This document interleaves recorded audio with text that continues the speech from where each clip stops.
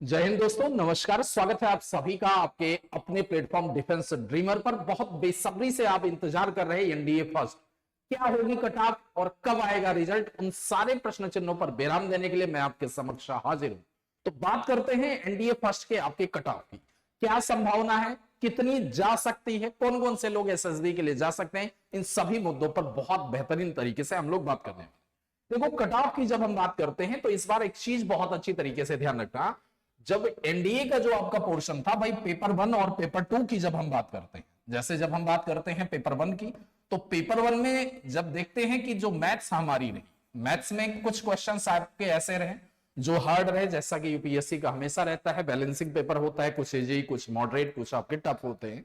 मतलब ओवरऑल अगर देखा जाए तो पेपर को लेंदी कहा जा सकता है। अगर आपको ट्रिकी कैलकुलेशन आ रही थी तो आपने बहुत आसानी से पेपर में अच्छे खासे स्कोर कर लिए होंगे। और जो लोग भिड़ गए होंगे ना, जिनकी प्रवृत्ति रहती है कि नहीं अब मैं भिड़ जाऊंगा, सारे के सारे मुझे मैथ्स आती है तो सारे के सारे क्वेश्चन करूंगा, या जिस पर्टिकुलर क्वेश्चन पर आप उलझे और उसमें समय ज्यादा लग रहा, आप उसी पर टिके रह गए, तो आपका कहीं ना कहीं पेपर थोड़ा सा गड़बड़ हुआ होगा। और दूसरा जो आपका पेपर है जीएटी वाले पोर्शन की बात करें तो जीएटी में जैसे जीएस की बात करें तो जीएस में करंट आपकी बहुत नॉर्मल पूछी गई, जियोग्राफी वगैरह पुराना पैटर्न आपका पूछा गया, ठीक है। और हिस्ट्री की बात करें तो हिस्ट्री में भी ऐसे सवाल पूछे गए जो आपसे क्या रहे, मतलब स्टैटिक वाले पोर्शन से रहे। जियोग्राफी में भी स्टैटिक का पोर्शन रहा, इकोनॉमी में वही रटा रटाया क्वेश्चन रहा, पंचशील से भी वैसा क्वेश्चन उठाया। तो इसमें अगर जीएस में देखें तो जीएस का पोर्शन ओवरऑल हम ठीक कह सकते हैं, ठीक है, बहुत टफ नहीं बोला जा सकता है। इंग्लिश में थोड़ा सा क्या रहा, जो पैटर्न देखने को मिला है, पैटर्न में थोड़ा सा आपका पैराजम्बलिंग वगैरह आपकी शामिल की गई, मतलब जो पैटर्न चल रहा था यूपीएससी का, इस बार थोड़ा सा एनडीए में अलग देखने को मिला।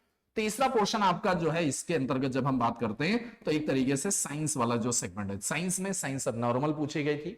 तो इस वजह से अगर आप जीएटी के पोर्शन को देखें और मैथ्स के पोर्शन को देखें कि कट ऑफ हो कितनी सकती है, तो मैथ्स में लगभग आपका वही 25% के अप्रॉक्स आपका जो रहेगा, ठीक है, जितनी कट ऑफ जाती है उतनी। और ऐसे ही जीएटी में मतलब लगभग अगर मैं बात करूं एक तरीके से फाइनल आपकी कट ऑफ क्या हो सकती है, तो फाइनल जो कट ऑफ रहेगी, ठीक है, वो आपकी लगभग 300 से लेकर के 310 के आसपास देखने को आपको मिलनी, ठीक है, 300 से लेकर के 310 के आसपास मिलनी। अब इसमें भी बहुत सारे बच्चों का मन में यह रहता कि सर एसएसबी में मैं जाऊंगा, एसएसबी में फाइनल हो जाऊंगा।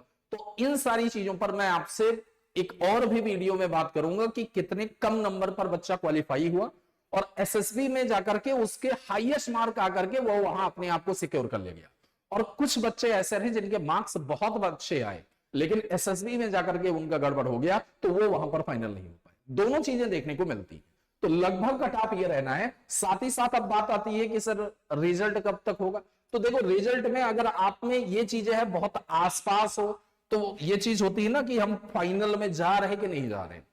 अगर स्कोर कम बन रहे तो बेटा समय बहुत कम है, आप अगली तरफ लग जाइए, क्योंकि अगर आपने 4 महीने फिर से गड़बड़ की तो अटेम्प्ट तो जाएगा ही जाएगा, हो सकता है आपका लास्ट चांस अभी है।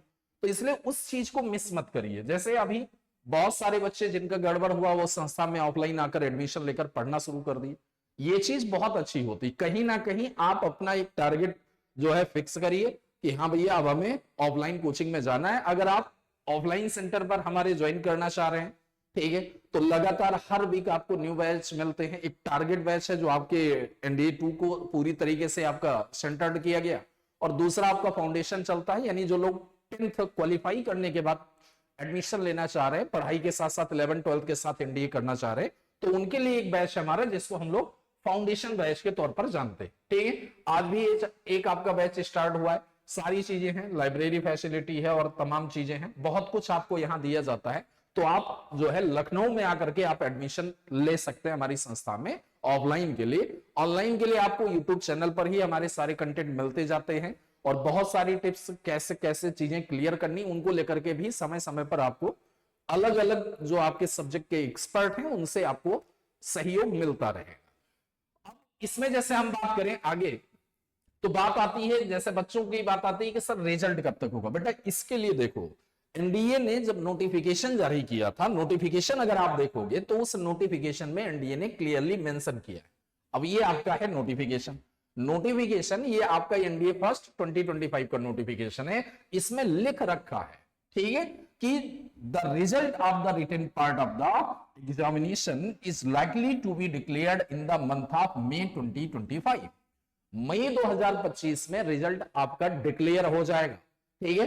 अप्रैल आपकी जो है दाइंड होने को है।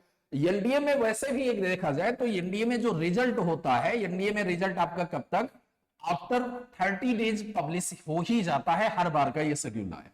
तो थोड़ी भी अगर गड़बड़ी हुई है बेटा, ये आपको लग रहा है कि ये एसएसबी मिलना मेरे लिए मुश्किल है, तो संस्था के नंबर नीचे चल रहे हैं, उन नंबर पर आप कॉल करिए, और कॉल करने के बाद आप एडमिशन के बारे में सारी प्रोसीजर सब कुछ देख सकते हैं, ठीक है। डिफेंस ड्रीमर इस लखनऊ में सबसे पुरानी संस्था के तौर पर जानी जाती है। 2007 से लगातार ये एस्टैब्लिश है और लगातार सिलेक्शंस देते रहे हैं किसी भी बच्चे से, ठीक है। आप पूछेंगे तो वो डिफेंस ड्रीमर के बारे में अच्छे से जानता है।